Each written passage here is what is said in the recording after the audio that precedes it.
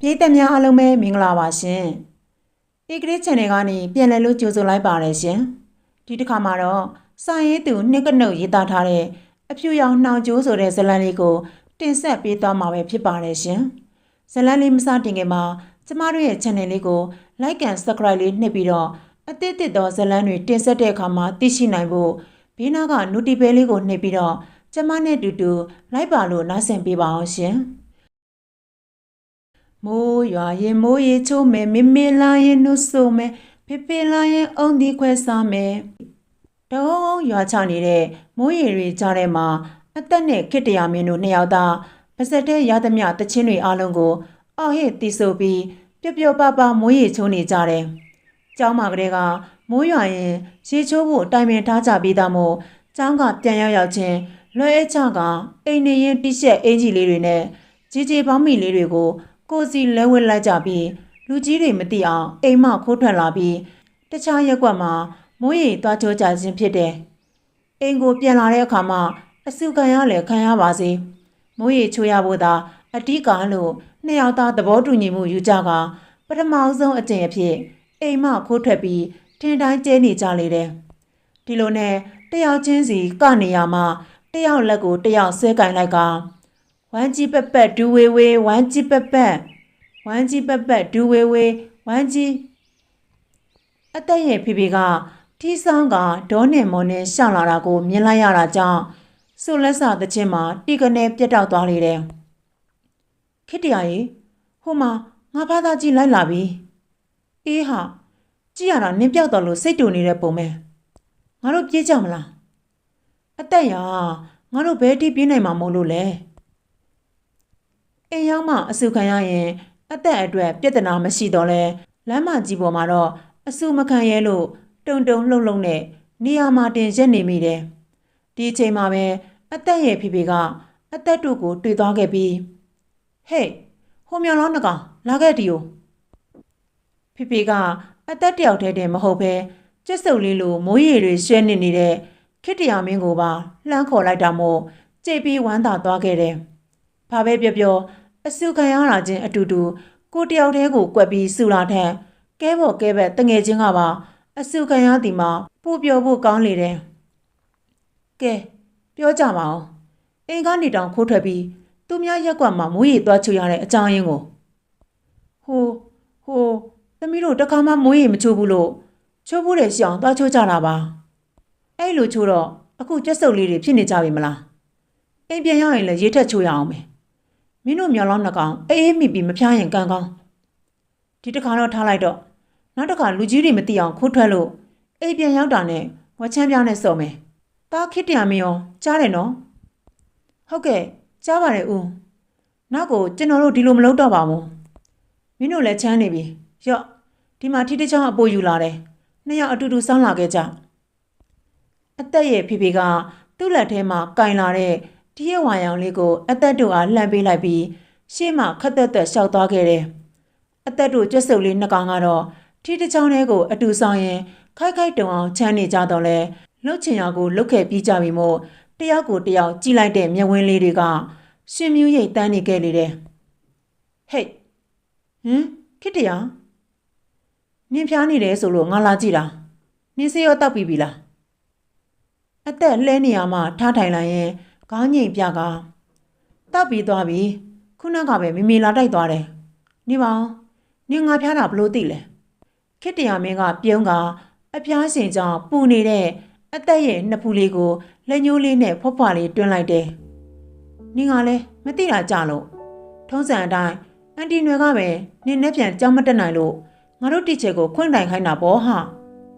ငါတော်အတောင်နေသွားတော့မှတိလို့နှုတ်ဆံပြုတ်တစ်ခါတည်းပြုတ်ထည့်ပေးလိုက်သေးတယ်ဆေးတောက်ပြီးသွားပြီဆိုတော့ပူနေတုံးလေးတောက်လိုက်တော့နော်သူကဂရင်ပေးရှိစပွဲပေါ်မှာတင်ထားတဲ့ကြွေပကံလုံးလေးကိုလှမ်းယူလိုက်ပြီးအသင်းတက်ထားတဲ့ဇွန်းနဲ့မှွေပေးနေတဲ့ပုံလေးကိုအသက်ကြည့်နေမိရင်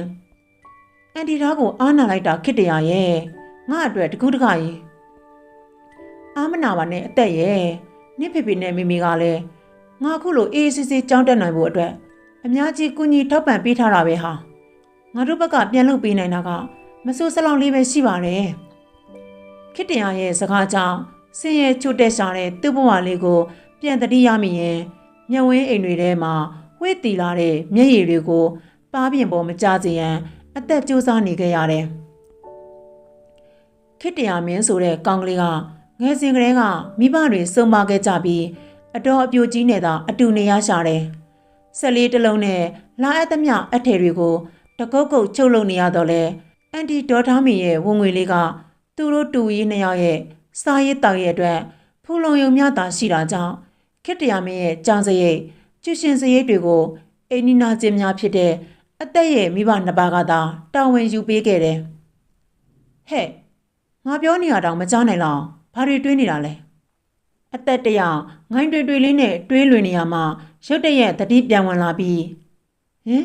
နင်ဘာပြောလိုက်တာလဲ။နင်ကိုစံပြုတ်တိုက်တော့မလို့ပါဇက်ဟာလို့ပြောနေတာ။ပြီးရော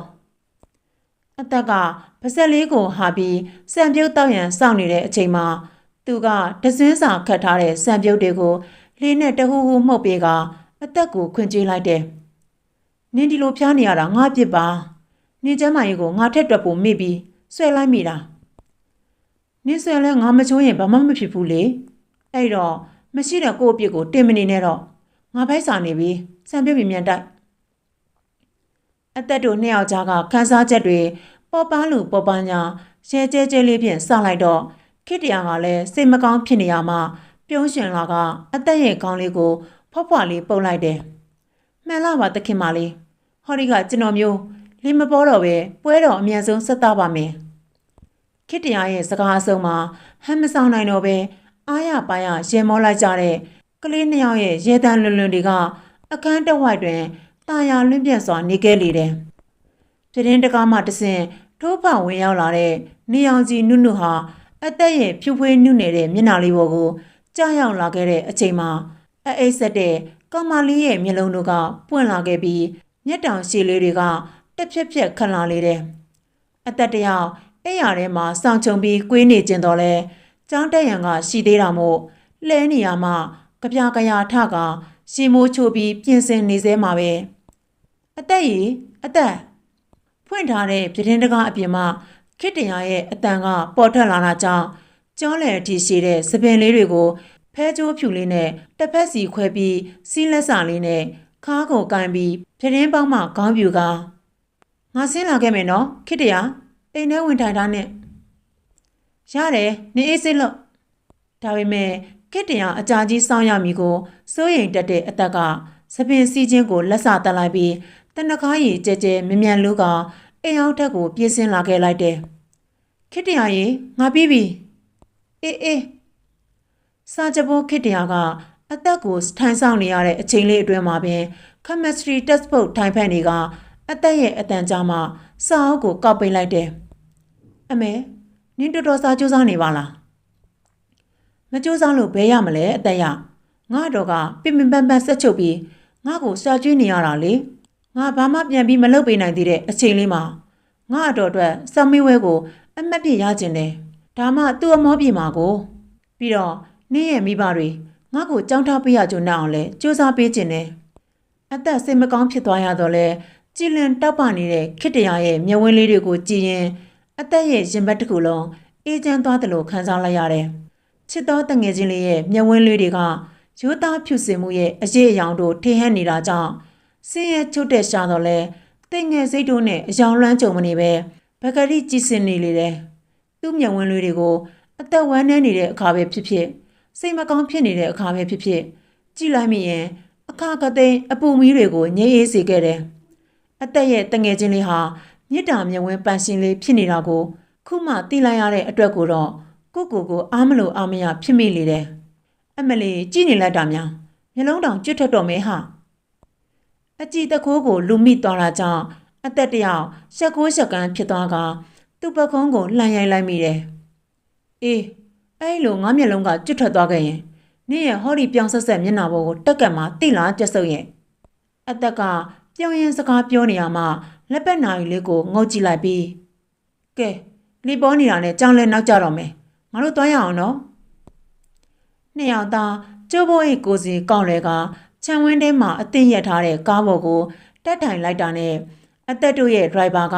ကားကိုမောင်းထွက်လာခဲ့လေတယ်အဲဒီလိုခေတ္တရာနဲ့အတူကျန်းကိုတွားရတဲ့ခဏတာအခက်အတန့်လေးဟာအသက်ရဲ့ဘဝစာမျက်နှာတွေထဲတွင်တော့တန်ဖိုးထားစရာပျော်ရွှင်စရာအခြေလေးဖြစ်ခဲ့ရပါတယ်တီတာညောင်းနေပြီလားတောက်ရီခွက်လေးကိုစက်ခုံပေါ်တွင်တင်ထားပြီးပခုံးနှစ်ဖက်ကိုအလိုက်တသိလာနှိပ်ပေးနေတဲ့တူလေးကြောင့်ဒေါ်ထားမီပြုံးလိုက်မိတယ်တီတာကဒါတွေလုံနေကြပါသားလေးရဲ့ထူးပြီးတော့လည်းမညောင်းတော့ပါဘူး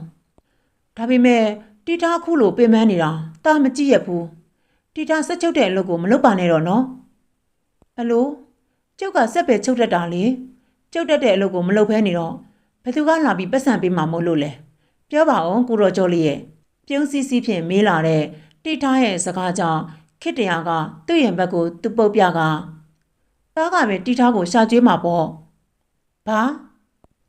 တီတာရဲ့မျက်နှာကရုတ်တရက်ခတ်ထန်သွားပြီးလေတံကအစတင်းမာသွားခဲ့ကသူ့ကိုစူးစူးဆိုင်ဆိုင်ကြည့်လာတယ်မင်းဒီလိုပြောလိုက်တာကငါ့ကိုအမောပြေမသွားစေတဲ့အပြင်ပို့ပြီးတော့တောင်အမောဆုတ်သွားစေတယ်ငါလိုချင်တာကမင်းရှာတဲ့ပတ်စံကိုမဟုတ်ဘူးခေတ္တရာမင်းဆောင်မိဝဲမှာအမက်ကောင်းကောင်းရဖို့ပဲငါလိုချင်တယ်ဆိုတာမင်းကောင်းထဲမှာမင်းမြတ်မှတ်တာဟုတ်ကဲ့တားတောင်းမှန်ပါတယ်တီထားရဲ့တားကလေတီထားပင်မနေတာမကြည့်ရလို့ပြောမိတာပါခုလဲတားစားစူးစမ်းနေပါတယ်တားကိုစိတ်မဆိုးပါနဲ့နော်ငါစိတ်ဆိုးပြေတင်မပြေတင်ဆိုတာမင်းရဲ့အမှတ်တွေပေါ်မှာမူတည်တယ်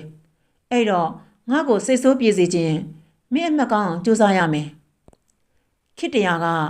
ခေါင်းကိုဖွားဖွားညှိပြပြီးကျမ်းပြင်ပေါ်တွင်ထန်ချလိုက်ရင်တီထားရဲ့ဒူးပေါ်မှာမျက်နှာအပ်လိုက်မိတယ်စိတ်ချမှာတီထားတာအမှတ်ကောင်းကောင်းရအောင်စူးစမ်းပါမယ်လို့ကတိပေးပါတယ်သူစကားအဆုံးမှာတီထားရဲ့လက်တစ်ဖက်ကမြောက်တက်လာကသူ့ကြောပြင်ကိုဖွားဖွားလင်းပွတ်သက်ပေးနေတဲ့အထီးအတွေ့ကိုခန်းစားလိုက်ရတဲ့အချိန်မှာသူ့အတိုင်းမသိဝမ်းသာပျော်ရွှင်ခဲ့မိလေတယ်ညနေစီးစာအချိန်လေးရဲ့တိမ်ဆိုင်တိမ်လေးဖြူတို့ရစ်ပတ်ရှက်နွယ်ထားတဲ့ပြာလဲ့နေတဲ့မိုးကောင်းခင်ရဲ့အောက်ရှိတစ်သားခုံတန်းလေးတစ်ခုပေါ်မှာခေတ္တရာဆိုတဲ့ကောင်လေးတစ်ယောက်နဲ့အသက်ဆိုတဲ့ကောင်မလေးတစ်ယောက်တို့ကအတူတူရှိနေကြလေတယ်ခုံတန်းလေးကအသက်တို့ရဲ့ခြံဝင်းထဲမှာမို့အသက်ကိုယ်တိုင်ဆက်ပြိုးထားတဲ့စီစဝါပန်းတွေစပယ်ယုံတွေနဲ့နှင်းစီပန်းလေးတို့ရဲ့မှွေရနံတွေကလေးပြတစ်ချက်အဝေးမှာတင်းပြန့်မှွေရီလိုသွားခဲ့တယ်အသက်ဟာမျက်လုံးလေးကိုမှိတ်ကပန်းရနံလေးတွေကိုရှူရှိုက်နေစေမှာပင်အသက်လေးနင်ငါ့ကိုပြောစရာရှိလို့ဆိုဘာပြောမလို့လဲအသက်ကဖြူဖွေးနေတဲ့ပါးပြင်လေးကိုလက်ညှိုးဖြင့်ကုတ်ချလိုက်ရင်မချိုမချင်းအပြုံးလေးပြုံးလိုက်တယ်။နက်ဖြန်ဘာနေလဲဆိုတာနင်သိလား။နက်ဖြန်ခေတ္တရာကတန်ရောင်လိုက်ပြီးတီတိုးရေရွေရင်အသက်ရဲ့မျက်နှာကိုလည်းငုတ်ကြည့်မိတဲ့အချိန်မှာညှော်လင့်ခြင်းအရေးအယောင်တွေပြည့်ရှံနေတဲ့မျက်ဝန်းလေးတွေနဲ့စုံတွေ့ရတယ်။ထိုမျက်ဝန်းလေးတွေကိုသူငေးကြည့်နေမိစေမှာပင်ချက်ချင်းတတိယသွားတော့လဲအသက်ကိုစားနောက်ချင်သေးတာကြောင့်စိတ်မကောင်းတဲ့မျက်နှာအမူအရာလေးနဲ့ sorry ပါအသက်ရဲ့ငါလုံးဝစဉ်းစားလို့မရဘူးအသက်ရဲ့ရှင်းပြနေတဲ့မျက်နှာလေးကရုတ်တရက်နေထီပန်းလေးလိုညှိုးကျသွားပြီးမျက်ဝန်းတွေကအစမယုံနိုင်ခြင်းကိုပြောင်းလဲသွားခဲ့တယ်နင်တကယ်စဉ်းစားလို့မရတာလားခစ်တရာငါကတော့နင်နဲ့ပတ်သက်သမျှအရာအလုံးကိုတခုမှကြာအုံနောက်ထဲမှာမှတ်ထားခဲ့တာယူကျုံမရစွာကြေကွဲနေတဲ့တငယ်ချင်းလေးကိုမဆရတော့တဲ့အစုံမှာခေတ္တရာကအသက်ရဲ့ပါဖောင်ဖောင်လေးနှစ်ဖက်ကိုလက်ဖြင့်ဆွဲလိမ်လိုက်တယ်။ငါလုံးဝစဉ်းစားလို့မရဘူးလို့ဘာသူပြောလဲ။ဟမ်ငါလည်းနင်းနဲ့ပတ်သက်သမျှအရာအလုံးကိုတစ်ခုမှကြမ်းမှတ်ထားခဲ့တာပါဟာ။ငါတို့နှစ်ယောက်ကြားမှာမမိဘူးလို့စဉ်းစားလို့မရဘူးလို့မှမရှိတာ။ငါဆိုပြမယ်နားထောင်ကြည့်နော်။ခေတ္တရာကလက်နှစ်ဖက်ကိုပါးစပ်နားမှာအော်လန်လိုတေးပြီးနက်ဖြန်ကတက်ထက်မြတ်နိုးဆိုတဲ့ကောင်မလေးရဲ့15နှစ်ပြည့်မွေးနေ့ပါခမအဲ့ဒီအတွက်ကျွန်တော်ကသူ့ကိုမွေးနေ့လက်ဆောင်ပေးရမှာပါခမခုလိုမင်းနေတာကလည်းမွေးနေ့လက်ဆောင်လိုချင်လို့မင်းနေမှန်းကျွန်တော်ကအစောကြီးကလေးကသိပြီးသားပါခမထိုအခါကျမှအသက်ရဲ့မျက်နှာလေးကလားပြေဝင်လေးလိုပြုံးရှင်လာခဲ့ကကြည်စမ်းနေမှတ်မိနေတာကိုအစကလေးကမပြောပဲလာနောက်နေတယ်ပေါ့ငါမှတော့စိတ်မကောင်းဖြစ်လိုက်ရတာကိုတောင်တနာတယ်အဲ့လိုစိတ်မကောင်းဖြစ်ကြတဲ့ကနင်ငါ့ကိုမယုံလို့ငါတို့ရဲ့ခင်မင်မှုကိုမယုံလို့ နင်သာငါ့ကိုယုံတယ်ငါတို့ရဲ့ခင်မင်မှုကိုယုံနေဆိုရင်နင်ဘာမှစိတ်မကောင်းဖြစ်စရာအကြောင်းမရှိဘူးဟုတ်တယ်ဟုတ်ပါတယ်ရှင်ဟုတ်ပါတယ်ကလေးဘဝကလေးကခိုင်ခန့်တည်မြဲတဲ့တန်ရောစင်ကျိုးလေးတွေနဲ့နှောင်ဖွဲ့ထားခဲ့တဲ့အသက်နဲ့ခတ္တရာတို့ရဲ့တွေ့တာရင်းနှီးမှုဟာ